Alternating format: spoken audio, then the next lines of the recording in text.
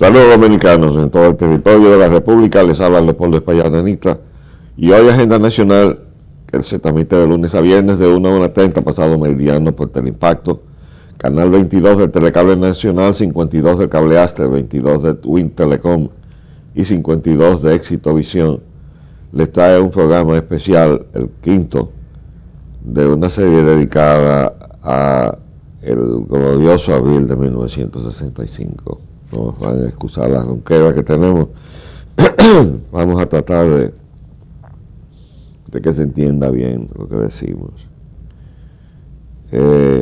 Vamos hoy a recoger el testimonio del libro de Abraham Lowenthal, El destino americano. Dice acá en las páginas 101 a 107 el señor Lowenthal. Estos testimonios que he recogido y que he ido leyendo, comenzamos por el de Gleijeses, que es el más completo porque tiene transcripciones de aquella cinta magnetofónica que se grabó, esa conversación que se interceptó entre la Embajada de Estados Unidos y el mando militar, contrario al movimiento que estaba en la sede de la Marina de Guerra. Entonces, ese es el único de los libros que transcribe parte de esa cinta. Los demás mencionan la cinta, pero no hacen uso de ella. Dice Lowenthal: ninguna facción dominicana parecía dispuesta a dialogar, excepto bajo sus propios términos, y los dirigentes militares antibochistas confiaban cada vez más en que pronto podrían sofocar la revuelta. Claro, esa cinta magnetofónica que grabó esa conversación telefónica dejaba constancia de que el comodoro Ramón Emilio Jiménez, el amigo Milo, hablando con Fishburne y luego hablando con Papito Rivas Perdomo en la aviación militar dominicana, le decía: del Pentágono llamaron esta mañana y nos dijeron que el boxer estaba ahí para apoyarnos.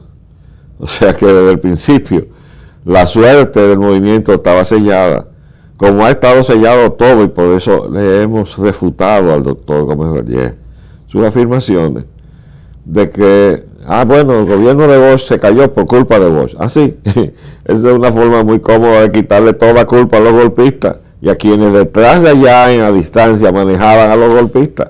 No, señor, esa suerte estaba sellada desde que Bosch le ganó a Viriato Fiallo, porque ese era el guión que estaba establecido. Ganó Bosch, hay que tumbarlo. Que se aparecieron esta gente ahora a tumbar el triunvirato, pues hay que aplastarlo. Y además dar un ejemplo para que a ningún otro ejército latinoamericano se le ocurra devolverle su voluntad a un pueblo, como fue lo que hizo ese hermoso gesto de los militares constitucionalistas, devolverle al pueblo dominicano el primer voto que había emitido libremente después de 31 años de dictadura. Pero resulta que los 31 años de dictadura no eran de Trujillo, eran de lo que él representaba. Claro, hasta un momento en que se disgustaron con él y lo mandaron a matar. Pero él servía sus intereses, los mismos que el mayor general Smedley Butler describe en su libro War is a Racket, o sea, la guerra es un robo, donde él dice: me pasé mi vida militar sirviéndole a los intereses de Wall Street. Eso dijo ese soldado que cuando se retiró con rango de mayor general de la Infantería de Marina tenía 2 veces la medalla de honor del Congreso de los Estados Unidos. Pero ese militar, y lo quiero aprovechar para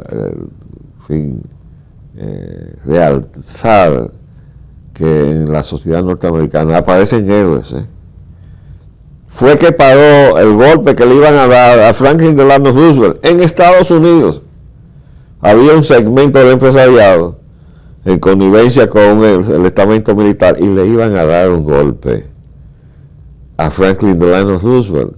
Quiere decir que si lo hubieran hecho, bueno, pues de la democracia norteamericana no se hubiera vuelto a mencionar nada, porque allí primero no la hay desde que mataron a Lincoln. Pero encima de todo eso, ya todo acá en fin, apariencia de democracia se hubiera borrado con un golpe militar en los Estados Unidos. Bueno, pues se equivocaron y fueron a tocarle la puerta al general Butler. Y el general Butler agarró para el Congreso y dijo, hay un golpe planteado para tumbar el gobierno de los Estados Unidos. Y ahí se acabó la conspiración porque se tropezaron con un hombre de la integridad moral, el general Smedley Butler. Y así como él, hay muchos, no solamente allá, sino aquí. Y por eso muchos de esos militares dominicanos, que fueron formados en academias norteamericanas como Francis Camaño, sin embargo no tuvo problema de defender su país frente a las tropas norteamericanas. Eso es lo que se llama identidad de propósito. Pero bien, lo importante es que en el caso de el testimonio que da cada uno de estos autores, verán ustedes la coincidencia de la confirmación del testimonio que dio quien les habla. Entonces, decía aquí Lowenfeld, ninguna facción dominicana parecía dispuesta a dialogar excepto bajo sus propios términos, y los dirigentes militares antiboshistas confiaban cada vez más en que pronto podían sofocar la revuelta. En las primeras horas del martes 27 de abril, el coronel Haywood informó a Conet que la fuerza, este es el encargado del negocio, Conet, que la Fuerza Aérea Dominicana y los dirigentes de la Marina habían decidido emitir un ultimátum en las primeras horas de la mañana al régimen de Molino Ureña para entonces bombardear varias partes de la ciudad y forzar un acuerdo. Ya cuando la aviación había tomado esa actitud, fue compulsada por lo que ya es relatado, que el jefe de los paracaidistas y su batallón de paracaidistas, que era Chinino Lluvere, fue quien forzó la mano, rodeó la jefatura de Estado Mayor y dijo, ustedes o vuelan o están presos todos. Así fue. Después de una serie de ataques aéreos al Palacio, el área del puente y secciones del centro de Santo Domingo, la Fuerza Aérea y tropas y tanques del CEFA entrarían a la ciudad de acuerdo al plan dominicano. Aparentemente convencidos de que simples presiones diplomáticas, aun y cuando fueran ejercidas activamente por los Estados Unidos, ahora no tendrían éxito para forzar negociaciones, la embajada parece haber aprobado la propuesta de los dirigentes militares dominicanos, o sea, los golpistas. La preocupación primordial de la embajada, expresada por un agregado militar por una línea radial abierta, monitoreada por los simpatizantes pro-boshistas, esa era la cinta magnetofónica, era que las medidas militares proyectadas no debían amenazar las áreas a usarse para la planeada evacuación de los ciudadanos norteamericanos, ni interferir con el regreso del embajador Bennett, quien para entonces había llegado a base Ramey de la Fuerza Aérea Norteamericana en Puerto Rico, y se esperaba que viajase a Santo Domingo en las primeras horas de la mañana. Llegó después de mediodía. El escepticismo de la embajada acerca de la posibilidad de negociaciones sin una demostración previa de fuerza por los militares antiboshistas bien puede haberla llevado a perder varias oportunidades de promover una solución pacífica de la crisis el martes 27 de abril. De hecho, el conocimiento de la embajada y su aparente aprobación del plan militar para atacar la ciudad exacerbaron el estado de mutua sospecha ya existente entre los líderes pro-boshistas y la embajada, y así hicieron menos posible una solución negociable. Fíjense que Lowenfeld no deja de tener un sesgo prejuiciado contra el regreso de Bosch. O sea, para él, los militares que querían reponer el orden constitucional no fueron constitucionalistas, eran boshistas, o sea, para reducirle su tamaño.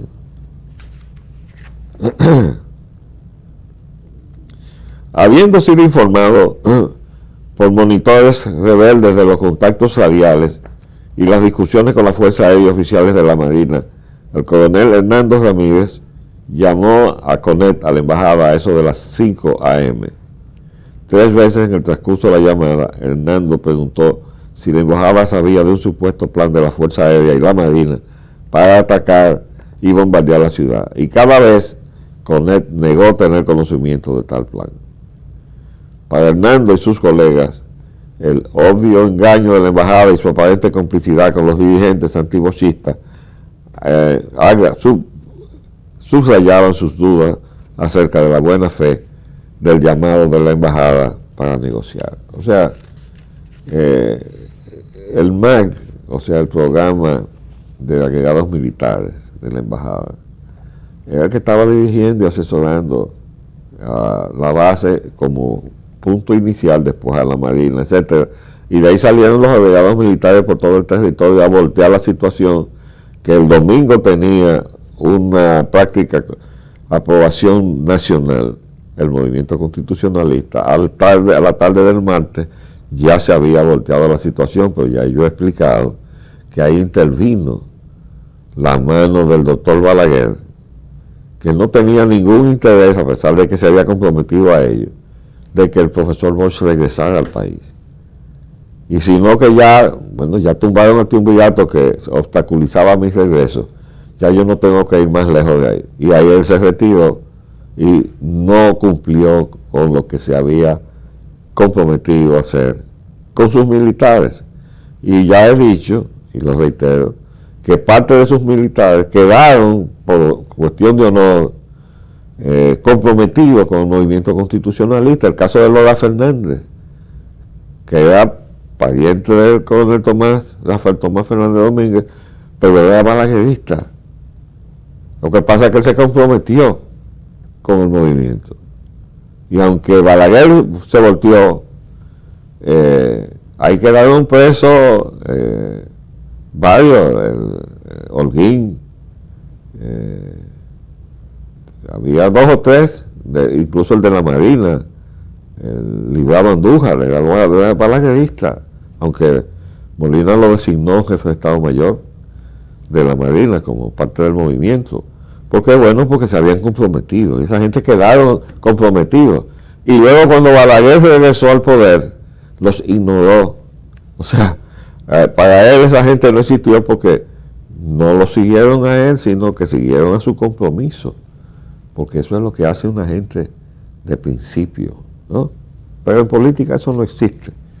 Bueno, dice acá entonces, 3 veces en el transcurso de la llamada, Hernando preguntó si la embajada sabía de un supuesto plan de la Fuerza Aérea para atacar y bombardear la ciudad, y cada vez con él negó tener conocimiento. Entonces, dice a su vez, en pocas horas, la entrada de una banda de rebeldes armados y alborotados al Hotel Embajador, donde cientos de norteamericanos estaban reunidos para ser evacuados, causó que algunos oficiales de la embajada dudasen de la sinceridad de la promesa expresada por el grupo pro-bochista de garantizar vidas y pertenencias norteamericanas. ¿Ustedes saben quién encabezaba a esa banda? Freddy Veras Goico. Freddy, con la mejor intención del mundo, se fue allá a Radio Televisión Dominicana, ya andaba con una correa de tiro esa de escopeta y una escopeta, y se sumó al movimiento de una manera emocional, y salió a buscar a Bonillita y a 2 o 3 de los que vivían bombardeando las ondas hercianas con su discurso antibochista y antidemocrático, que estaban todos refugiados ahí para irse junto con los ciudadanos norteamericanos, probablemente porque tenían la doble nacionalidad. Pero armaron un reperpero tal que les sirvió de excusa entonces al gobierno de Lyndon Johnson para sencillamente violar la soberanía del país para proteger vidas norteamericanas. Vamos a hacer un paréntesis y volvemos en un minuto. Sigue diciendo aquí Abraham Luenfeld: la desconfianza entre la embajada y el movimiento pro-bochista se profundizó cada vez más. A pesar de su creciente desconfianza de la embajada, o quizás en parte por su sentimiento ahora confirmado de que la embajada podía respaldar el ataque de la Fuerza Aérea y por lo tanto asegurar una derrota rebelde y más derramamiento de sangre, el coronel Hernando Ramírez, el capitán Peña Taveras y varios de sus colegas militares se dirigieron a la sección de los agregados militares de la embajada el martes por la mañana en busca de asistencia para establecer negociaciones. Inmediatamente la embajada ejerció con éxito su influencia para posponer el ataque de la Fuerza Aérea, pero no se hizo esfuerzo efectivo alguno para utilizar el tiempo ganado en lograr negociaciones. Debido a que las comunicaciones telefónicas estaban cortadas, los agregados ofrecieron usar sus facilidades de radio, para comunicar el deseo de Hernando de hablar a los dirigentes de la Marina y la Fuerza Aérea. Pronto un oficial político de la embajada, ubicado en el Palacio, puso también a Molino Ureña en contacto con los agregados. Durante 2 horas se cruzaron los mensajes para iniciar las discusiones, pero Molino Ureña y los líderes militares antibochistas se estancaron sobre la ubicación de las propuestas de negociaciones incondicionales. Molino Ureña invitó a los líderes militares al Palacio Nacional y ellos a su vez le ofrecieron un salvoconducto para abordar el yate Mella de la Marina. Eso era desde luego una trampa para coger preso a Molina. Él no iba a caer en esa inocentada. Aparentemente dispuesto a un arreglo, Molino Ureña sugirió que ambas partes se reuniesen en un lugar neutral, como la Embajada de Colombia, pero los líderes militares rehusaron. Durante todo el intercambio, los agregados comunicaron fielmente a cada parte la posición de la otra sin ejercer presión sobre ninguna para que se diera, ni siquiera para que aceptasen un lugar neutral. Un oficial político instó a Conet a que diera fin al impasse, invitando a ambas partes a enviar representantes a la residencia de la embajada, pero Conet rechazó la sugerencia. Una vez más se perdieron posibles oportunidades de usar la influencia norteamericana para resolver la crisis políticamente. Finalmente Molino Ureña ofreció enviar a Espaillat Nanita y al coronel Camaño al yate Mella. Sin embargo, para entonces los dirigentes militares antibochistas se sentían seguros de que tenían a los rebeldes en sus manos. Ahora pasamos a la categoría de rebeldes, fíjense, y que debían presionar rápidamente su ventaja para resolver la situación por la fuerza. Los dirigentes militares antibochistas se marcharon de una reunión con el agregado naval norteamericano para reiniciar su planeado ataque a la ciudad. Bueno, este recuento lleva a el relato de lo que sucedió. Dice acá, con las personas que visitaron la embajada. Fue en este momento que comenzó la evacuación de los ciudadanos norteamericanos y que el embajador Bennett finalmente pudo regresar a la embajada de los Estados Unidos, habiendo llegado primeramente al Aeropuerto Internacional de Santo Domingo para ser llevado en helicóptero al Boxer y de allí a Jaina, al oeste de Santo Domingo. Cuando el embajador Bennett llegó a la embajada, el capitán Peña Taveras y algunos de sus colegas estaban nuevamente de regreso buscando la ayuda de la embajada para detener el bombardeo para establecer negociaciones. Aquí yo creo que el señor Lowenthal confunde a Peña Taveras con Francis Camaño. Peña Taveras jugó un rol, pero él no era cabeza del movimiento constitucionalista. Él se sumó a la reacción de lo que fue una organización previsora y de medidas estratégicas, que fue que el movimiento tenía 2 niveles, uno de oficiales y otro de sargentos. Cuando cayeron presos los oficiales allá en la jefatura de Estado Mayor del Ejército, los sargentos que estaban allí, estaban todos involucrados en el movimiento, fueron los que decidieron la situación, así como en San Isidro la decidió Chinino Lluveres. Los sargentos fueron los que se dispusieron a soltar a los oficiales constitucionalistas y fueron y emplazaron a Peña Taveras y le dijeron: ¿usted está con nosotros o contra nosotros? Peña Taveras entonces se decidió a favor del movimiento. De modo que él no estuvo en un lugar relevante como para estar visitando la embajada. Ahí yo creo que Lowenthal confunde, sin querer o queriendo, a Peña Tavera con Francis Camaño, que sí aparece en el testimonio de los otros libros. Aquí dice también: a este grupo y al secretario general del PRD, Antonio Martínez Francisco, a quien llamó inmediatamente, Bennett apeló por su inmediata cooperación para dar fin a lo que consideraba una matanza sin sentido. Bennett dijo que hablaría en esta misma forma a los dirigentes de las Fuerzas Armadas Dominicanas. O sea que para ellos los golpistas eran las Fuerzas Armadas Dominicanas. Y el movimiento que buscaba reponer la constitucionalidad y por tanto el mandato institucional y legal y constitucional, éramos una partida de Levente, ¿no? Así se escribe la historia. Bennett dijo que hablaría en esta misma forma los dirigentes de las Fuerzas Armadas Dominicanas, pero enfatizó al grupo pro-boschista que la fuerza predominante en el conflicto estaba claramente en la otra parte y que debían capitular. O sea, ya comenzaron a tomar partido. Bueno, dice acá: mientras Bennett esperaba los resultados de sus primeros esfuerzos para terminar la lucha, pidió repetidamente que los buques norteamericanos se acercasen más a la costa, no con la intención de aclarar a todos los que quisieran ver que las naves norteamericanas no estaban siendo utilizadas por los aviones dominicanos que bombardeaban la ciudad, sino que indudablemente para hacer más obvia la presencia de los Estados Unidos.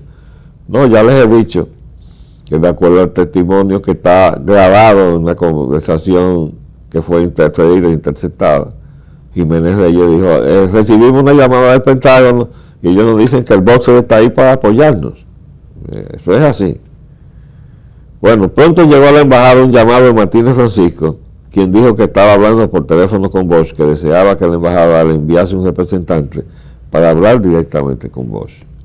Bosch ha dicho posteriormente que para entonces deseaba ofrecer su renuncia como presidente constitucional a favor de Molino Ureña, y es completamente posible que tuviese la intención de hacer tal proposición a la embajada de los Estados Unidos. Mas Bennett, creyendo que las fuerzas antibochistas tenían la victoria muy cercana y cauteloso de cualquier arreglo con Bosch, rehusó enviar un representante, pidiendo en vez a Martínez Francisco que transmitiese a Bosch la opinión de la embajada de que Bosch podía mostrar su patriotismo y su responsabilidad, pidiendo a sus seguidores que dejaran las armas. Aquí yo quiero dar el testimonio de lo que sucedió en realidad. Ya en martes en la tarde, a la vista de que toda la situación del domingo en la mañana se había volteado, Molina me instruyó a mí de que llamara a Puerto Rico al profesor Bosch. Y quien habló con el profesor Bosch fui yo. Y fue en esa conversación que el profesor Juan Bosch usó esta expresión: si este es el precio para que retorne la democracia, yo estoy dispuesto a renunciar. Y aquí tengo a mi lado al vicepresidente González Tamayo, que está en la misma disposición, igual que a Juan Casanova Garrido, que es el presidente del Senado, que en una primera fase del movimiento habíamos intentado instalar como presidente provisional, y había sido entonces obligado a salir del país cuando esa fase del movimiento abortó, que fue precisamente la fase en que yo caí preso y el triunvirato me mandó a los calabozos de la Torre del Homenaje a visitar los pasos que había dado ya mi abuelo por la disposición del dictador Horacio Vázquez en 1903. Lo que pasa es que ahí se volteó la cosa. Los presos tomaron la fortaleza, después tomaron la ciudad y tumbaron a Horacio Vázquez. Bueno, pero esa es otra historia. Lo cierto es que me dice Bosch, nosotros estamos todos dispuestos a eso, pero puso una condición que anulaba inmediatamente esa propuesta, que era que se le permitiera venir al país para renunciar frente al Congreso, convocado ahí con toda la formalidad. Ustedes se imaginan que el Congreso, mayoritariamente PRDista, y que ya incluso los representantes de otros partidos como Unión Cívica Nacional, conscientes de su deber patriótico, estaban apoyando la causa constitucionalista, aunque no fueran bochistas o pro-bochistas o simpatizantes con Bosch o del PRD, simplemente como dominicanos. Como entré yo al movimiento, porque yo no era del PRD tampoco, sino porque yo, que venía de organizar a los profesionales en el CODIA, fundador del CODIA, expresidente del CODIA, no había perdido la vista del daño que se le estaba haciendo a el esfuerzo de rescatar al país de 31 años de dictadura, porque ese golpe lo que hacía era destruir todo lo que podía ser el camino de reivindicación del pueblo dominicano, y por eso está en el reglamento estatutario del CODIA, que debe estar al lado de la defensa de la Constitución. Eso lo puso quien les habla, O sea, veíamos venir esa situación. Entonces, estuvimos siguiendo esa misma línea en todo momento. La defensa del orden constitucional, que era lo único que podía evitar lo que finalmente resultó, fue una intervención militar norteamericana, una matanza de dominicanos, y en definitiva, bueno, este desastre histórico que representó el golpe militar al profesor Bosch. La propuesta de Bosch de que se permitiera convocar al Congreso en la sede del Congreso y que estuvieran allí todos los congresistas para él allí en un acto formal renunciar a favor de Molina, se caía por su propio peso, y por eso sencillamente los norteamericanos no le hicieron caso. Pero vamos a detener por el momento este testimonio y seguiremos entonces en la parte siguiente. Les saludo por la Payananita. Hasta luego.